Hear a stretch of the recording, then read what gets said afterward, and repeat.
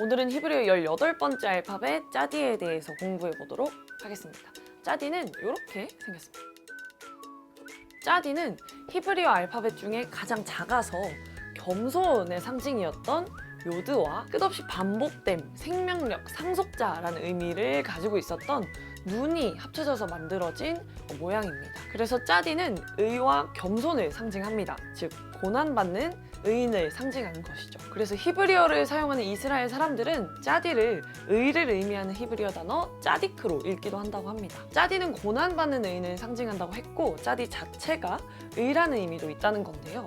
그렇다면 성경에서 말하는 의 그리고 의인은 무엇일까요? 의와 공의가 주의 보좌의 기초라. 인자함과 진실함이 주 앞에 있나이다. 의와 공의가 주의 보좌의 기초라고 하네요. 또 이런 말씀도 있습니다. 회오리 바람이 지나가면 악인은 없어져도 의인은 영원한 기초 같으니라. 의인이 이 땅의 기초라는 건데요. 그래서 하나님이 아브라함에게 소돔에서 의인 50명을 찾으면 그 땅을 용서하신다고 하셨었죠. 그런데 결국 찾지 못해서 소돔과 고모라는 무너지게 됐었습니다. 예레미야 시대에도 의인이 없어서 성전이 무너지고 결국 바벨론으로 쫓겨나게 됐었죠. 나중에 바벨론으로부터 회복돼서 돌아오게 되잖아요. 이것은 결국 의인이 세워졌다는 것을 의미한다는 걸 우리가 유추해 볼 수 있습니다. 의인, 바로 이 의인의 본이 되신 분이 계시죠. 그런즉 한 범죄로 많은 사람이 정죄에 이른 것 같이 한 의로운 행위로 말미암아 많은 사람이 의롭다 하심을 받아 생명에 이르렀느니라. 바로 예수님을 가리키는 말씀인데요. 예수님은 하나님의 말씀에 순종하셔서 이 땅에서 겸손하게 십자가를 지시고 많은 사람의 생명에 이르게 하셨습니다. 즉 의인은 하나님의 뜻에 순종하는 믿음 안에서 나의 의가 아닌 하나님의 능력으로 살기 위해 하나님을 의지하는 것, 결국 겸손함으로 나아가는 것이죠. 여기서부터 이제 다음 주 스포가 살짝 있는데요. 짜디 다음 알파벳이 바로 코프입니다. 코프는 그래도 우리가 조금 많이 알려진 히브리어 단어 카도시를 상징하는 알파벳입니다.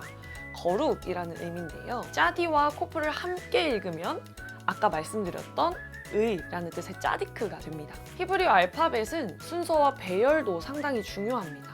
근데 의와 거룩이 함께 붙어 있죠. 이 둘은 뗄래야 뗄 수 없는 관계라는 걸 우리에게 알려줍니다.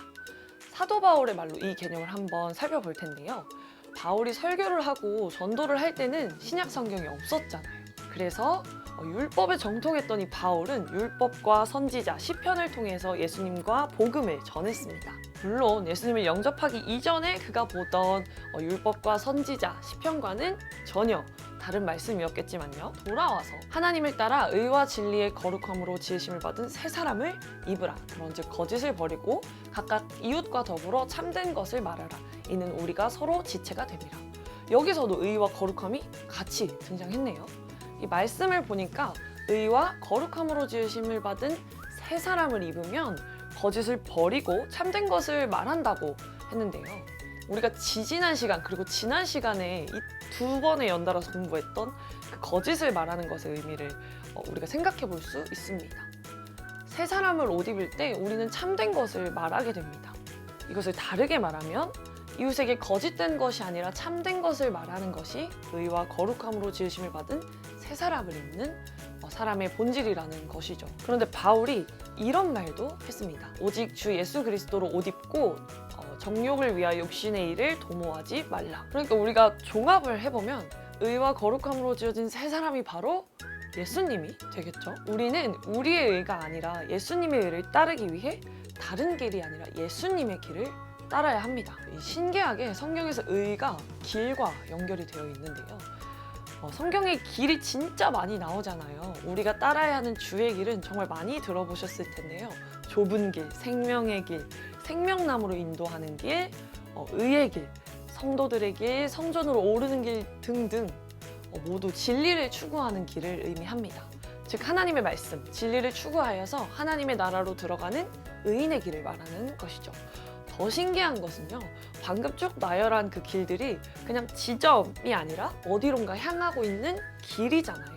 특별히 우리는 오직 하나님의 말씀만을 추구하는 길, 하나님의 나라로 들어가는 의인의 길을 이야기하고 있고요. 요새를 의미하는 히브리어 단어는 마추드입니다. 짜디의 기원이 되는 추드라는 단어에 장소를 의미하는 전미사 맴이 붙어서 만들어진 단어인데요. 이 마추드, 요새는요, 그냥 이런 높은 벽 같은 게 아니라 정말 갇힌 요새, 강한 요새, 접근하기 힘든 기지, 장소 이런 것들을 의미합니다. 우리는 이 요새로 피해야 되겠죠. 성경이 말하는 제일 중요한 요새는 바로 시온입니다. 정확히는 그곳에 계신 하나님이겠죠. 그리고 성경은 구원을 그곳에 오르는 것으로 표현했습니다. 아까 하나님의 말씀만 추구해서 하나님의 나라로 들어가는 길이 의의 길이라고 했잖아요. 그러면 시온성, 요새로 가는 길 역시 의의 길이 되겠죠. 그래서 시편에서는 120편부터 134편을 할애해가지고 성전으로 올라가는 노래를 기록해두기도 했습니다. 이 추드의 기원이 되는 차드는 옆, 측면, 옆구리를 의미합니다. 우리가 뭔가 상상하기로는 그 올라가는 길이 평탄한 그 포장된 오르막길 정도로 생각을 하게 되는데요. 사실 산의 옆구리인 골짜기를 의미하는 것입니다. 이렇게 물에 깎여서 만들어진 V자 협곡 같은 곳이죠. 아까 요새가 접근하기 힘든 곳이라고 했는데요. 우리가 가야 하는 길이 이렇게나 험하고 접근하기가 힘듭니다. 그냥 상징적으로 그렇게 말하는 게 아니라 실제로 이스라엘에 가보면 광야를 지나서 시온에 올라가는 그 길에 협곡이라고 하네요. 그래서 그곳이 굉장히 좁고 가파르고 메마르고 짐승들이 막 나타나서 그러다 보니까 사람도 없고 하다고 합니다. 그런데 생수가 이렇게 곳곳에 있는 지형이라고 합니다. 생명으로 인도하는 문은 좁고 길이 협착하여 찾는 자가 적음이라. 이런 지형적인 것들 그리고 말씀들을 알고 나니까 또 새롭게 보이는 구절이 있습니다. 바로 이 구절이죠.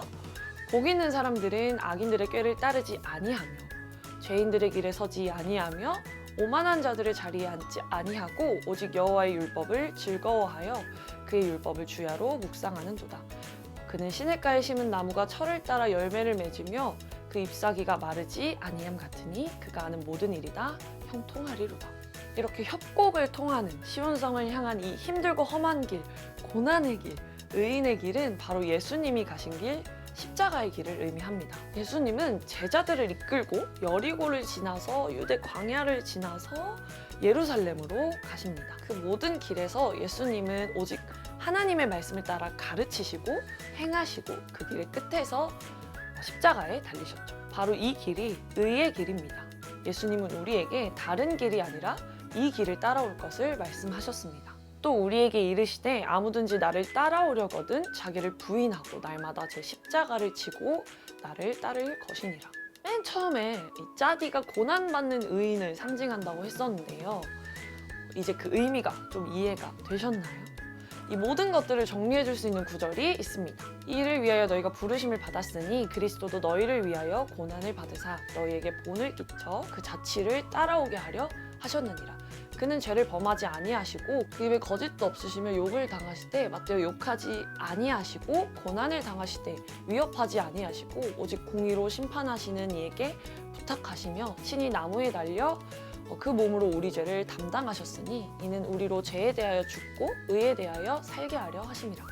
그가 채찍에 맞음으로 너희는 나음을 얻었나니 너희가 전에는 양과 같이 길을 잃었더니 이제는 너희 영혼이 목자와 감독 되신 이에게 돌아왔느니라. 아 재밌다.